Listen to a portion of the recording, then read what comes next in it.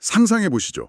청취자님은 지금 막 수십억 원짜리 최고급 스포츠카의 운전석에 앉아 계신 겁니다. 와, 상상만 해도 꽤 짜릿한데요. 그렇죠. 근데 문제가 하나 있습니다. 한 발로는 가속 페달을 바닥이 뚫어지라 밟고 있는데 동시에 다른 한 발로는 브레이크를 있는 힘껏 밟고 있는 거예요. 그럼 타이어에서 막 연기가 나고 엔진이 비명을 지르겠네요? 맞아요. 이 상태가 계속되면 차는 어떻게 될까요? 둘 중 하나는 반드시 망가집니다. 더 위클리 ETF 브리핑. 오늘 청취자님을 위해 준비한 이번 주 심층 분석 자료의 핵심이 바로 이 아슬아슬한 스포츠카입니다. 네, 2026년 3월 16일 현재의 미국 나스닥 시장 상황을 딱 보여주는 비유네요. 네네, 오늘 청취자님이 보내주신 방대한 경제 전망 보고서랑 투자은행들 분석 자료를 쭉 훑어봤는데요.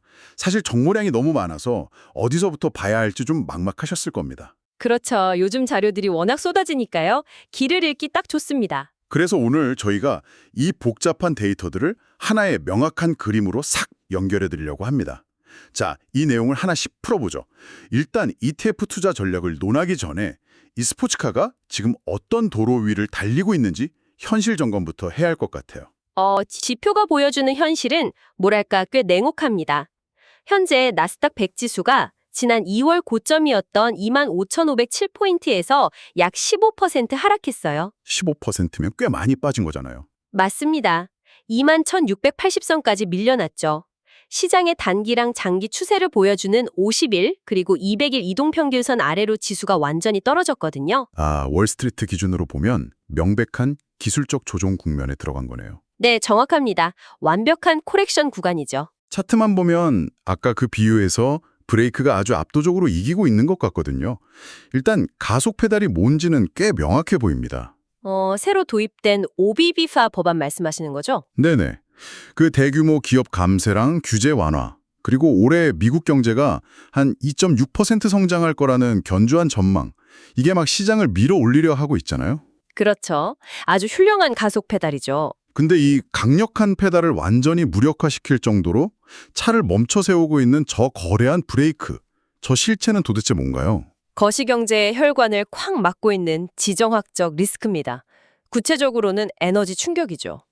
지난 2월 말부터 본격화된 그 이란 분쟁이요? 네, 이게 이제 단순히 뉴스 속보를 넘어서 실물 경제에 직접적인 타격을 주고 있거든요.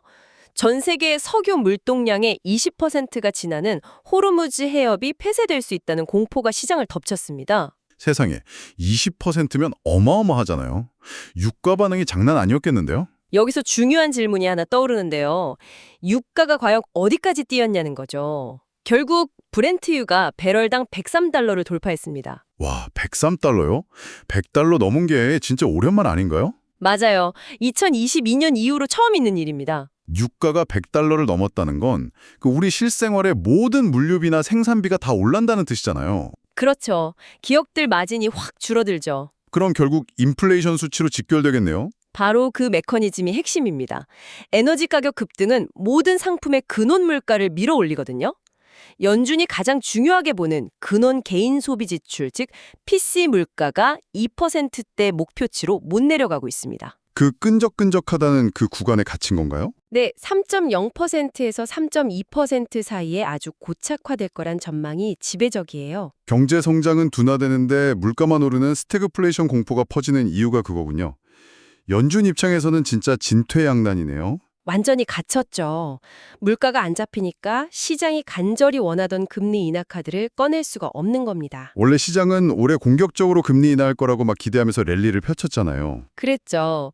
근데 이제는 2026년 말까지 기준금리가 3.5%에서 3.75% 수준에서 꼼짝도 안 할 확률이 훨씬 높아졌습니다. 여기서 제가 청취자님 입장에서 하나 딱 짚고 넘어가고 싶은 게 있습니다. 네, 어떤 부분이죠? 아니, 금리가 3.5%대에 머무는 게 나스닥 기업들한테 왜 그렇게 치명적이냐는 거죠.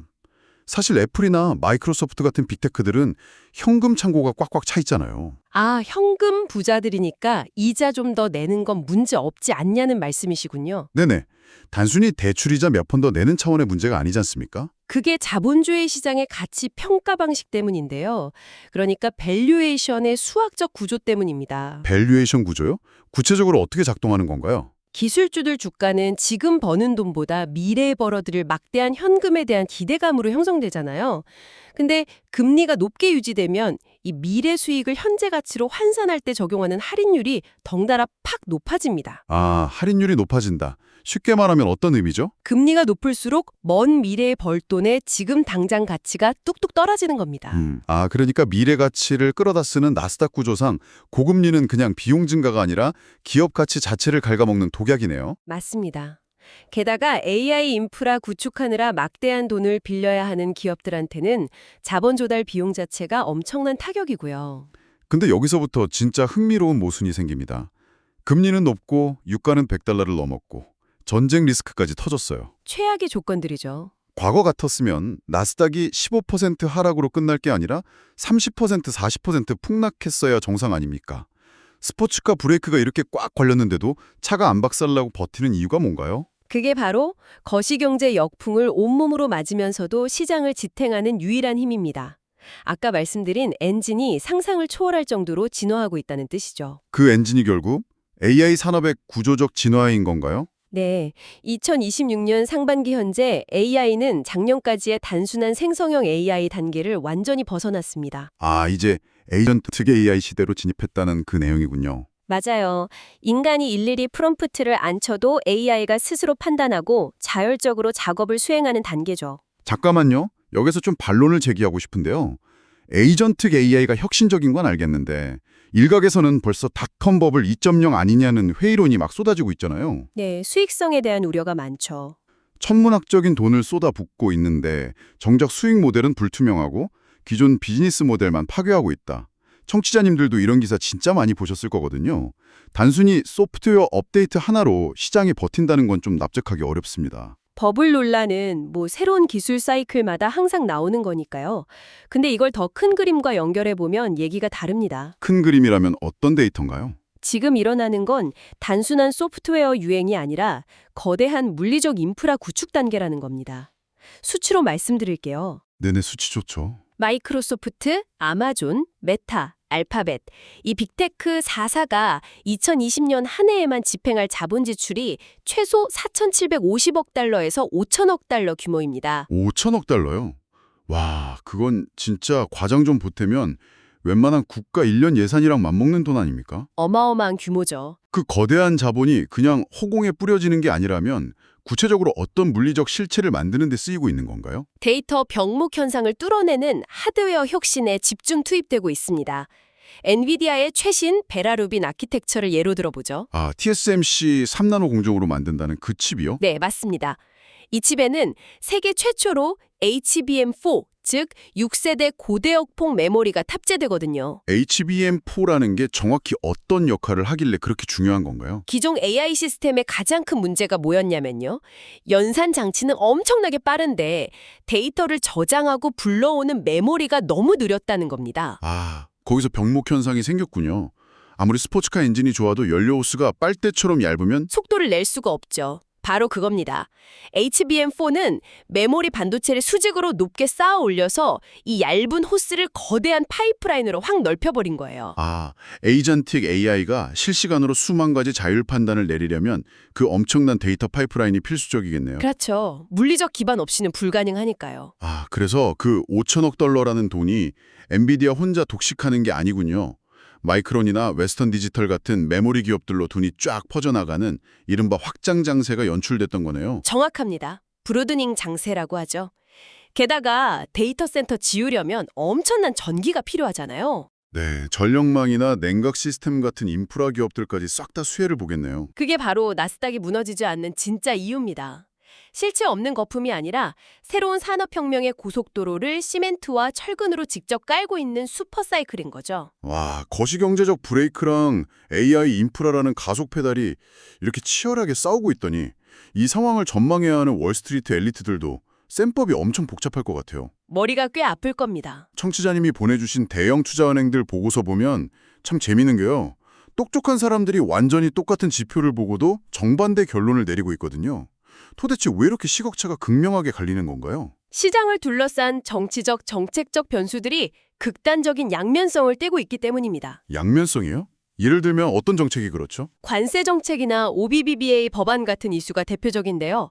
현미경을 어디에 들이대느냐에 따라 완전 약도 되고 독도 됩니다. 그럼 우리는 여기서 정치적 입장을 싹 빼고 월가 기관들이 이 정책들을 철저히 수행률 관점에서 어떻게 해석하는지 객관적으로 한번 짚어보죠. 좋습니다. 숫자에만 딱 집중해보죠. 낙관론부터 살펴볼까요? 네. 낙관론 선봉에 선 곳이 어디죠? 골드만삭스랑 모건 스탠리입니다.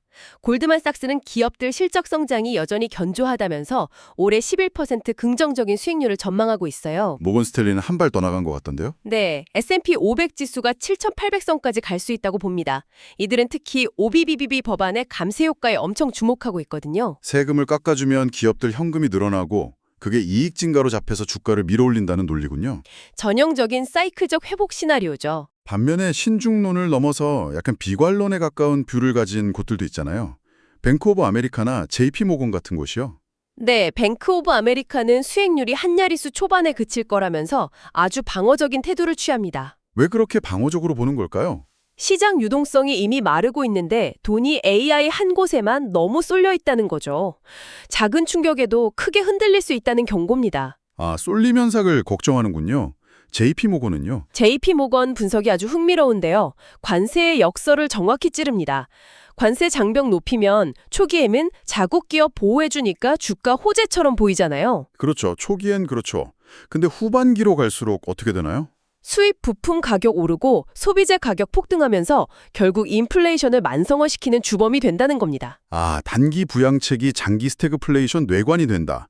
똑같은 관세 정책을 두고 한쪽은 산업보호, 한쪽은 원가 상승 뇌관으로 완전 다르게 해석하고 있네요. 타임라인을 다르게 보는 거죠. 이 팽팽한 의견들을 종합해보면 청취자님이 맞이할 2026년 하반기 나스닥 운명은 크게 세 가지 시나리오로 요약되겠네요. 네, 첫 번째는 가장 이상적인 골디락스 시나리오입니다. 이란 분쟁 빨리 해결되고 연준이 금리 전격이 나오고 OBBA 감세 효과가 시장 덮는 상황이군요. 맞습니다. 이러면 나스닥은 단숨에 27,000 돌파할 겁니다. 두 번째는요. 조정 및 횡보 시나리오죠.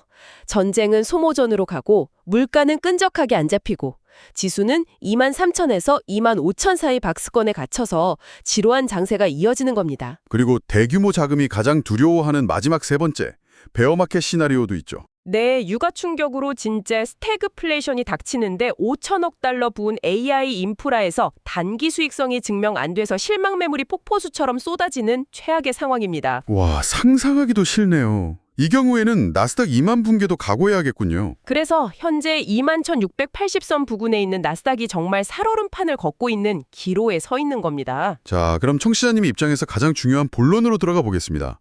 그래서 이 모든 게 도대체 무슨 의미일까요?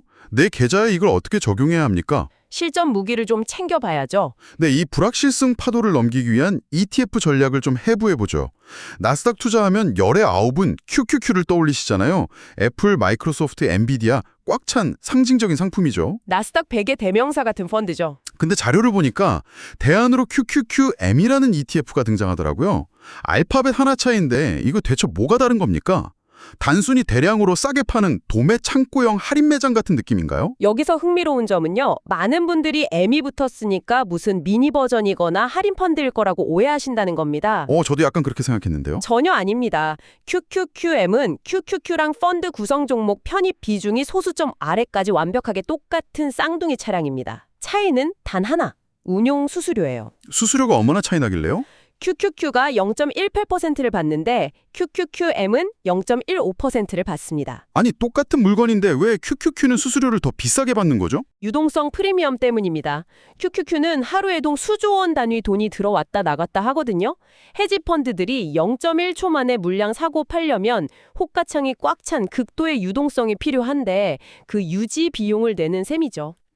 아하, 1초 만에 사고 파는 단기 트레이더들한테는 그 프리미엄 낼 가치가 있지만 우리 청취자님들처럼 연금 계좌에 사서 10년, 20년 장기 투자하실 분들은 굳이 그 비싼 수수료 낼 이유가 없네요. 정확합니다.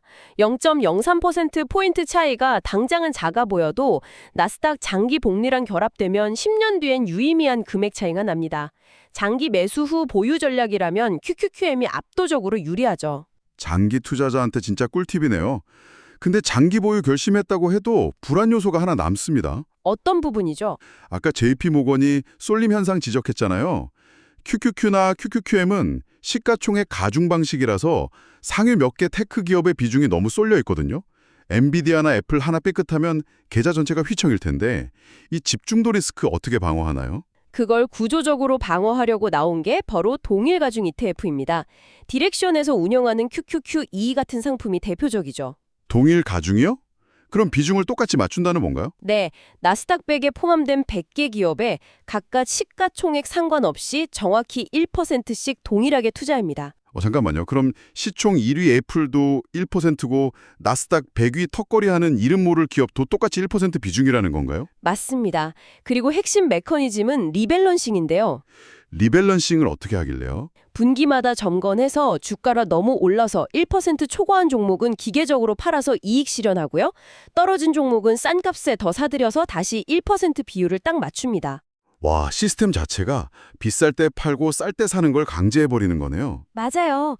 그래서 만약 메가캡 기업들이 조정을 받고 다른 섹터로 온기가 퍼지는 순환매 장세가 오면 이 QQQE가 변동수를 아주 안정적으로 잡아줍니다. 시장의 폭이 넓어지는 확장 구간에서는 집중도 리스크 상쇄하는 아주 훌륭한 방패가 되겠군요. 훌륭한 예안이죠. 자, 방패 알아봤으니 이제 굉장히 날카로운 창에 대해 이야기해 보겠습니다.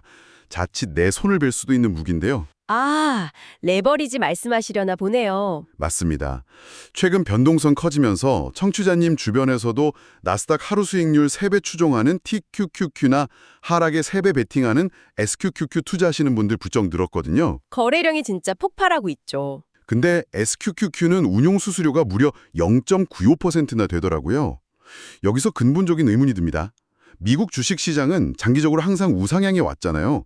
근데 왜 굳이 그 비싼 수수료 내면서 시장 망한다는데 베팅하는 SQQQ를 사는 건가요?